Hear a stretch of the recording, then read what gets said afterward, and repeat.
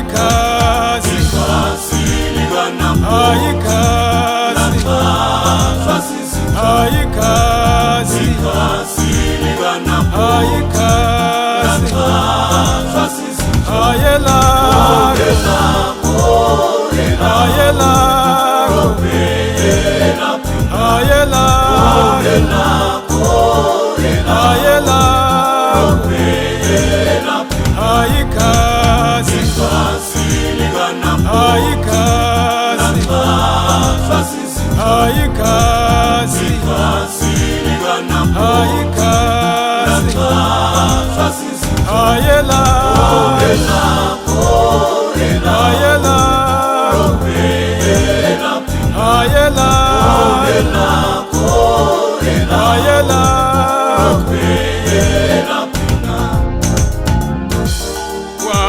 Ujelela Nabothi utakufika Nabothi wapi ukumkani waseSamaria wathi Nabothi ndicela into yokuba undithengisele isidiliya sakho esikufitshane nemiezo yam.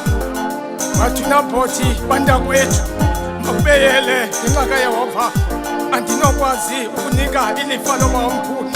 Wanduluka uAhabi wawufika endlini walala bantakwethu wajonga entshonalanga wafika inkosikazi yakhe eZebhere wathi kutheni na ubuso bakho basangana banje. Wathi uAhabi ingxaki Nabothi akafunanga kundinikeza isidiliya sakhe.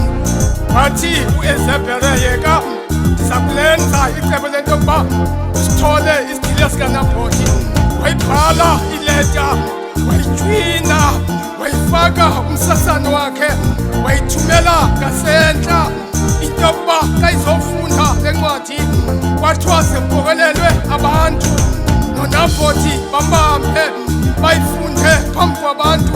Ithi le ncwadi uNabothi uduke ukumkani uAhabi wathuka noThixo ngendlu wathi makukhutshwe amasizolo amabini amnqulube ngamatye. uNabothi amnquluba ngamatye yabhala incwadi yafika impendulo ukumkanikazi uElizabeth isithi uNabothi akasekho unqulutywe ngamatye uswelekile uNabothi.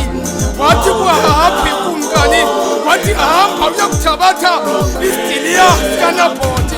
uNabothi akasekho uswelekile. Uthi xa isendleleni ukumkani uAhabi lavela ilizwi kuEliya livela kuYehova.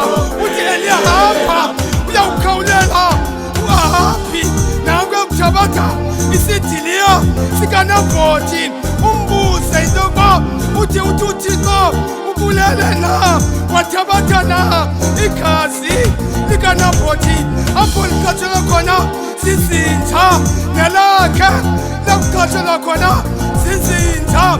Liphi na ilamvila lakho wena kufa, liphi na uloyiso lakho wena kadesi. Bantakwethu isandla somntu madoda asinanceba, isandla somntu madoda asinamfesane. Bangaphi na onyana bentombi zabantu abangekho kulo mhlaba ngenxa yesandla somntu? Bangaphi na intombi zonyana babantu ezingasekho kulo mhlaba ngenxa yesandla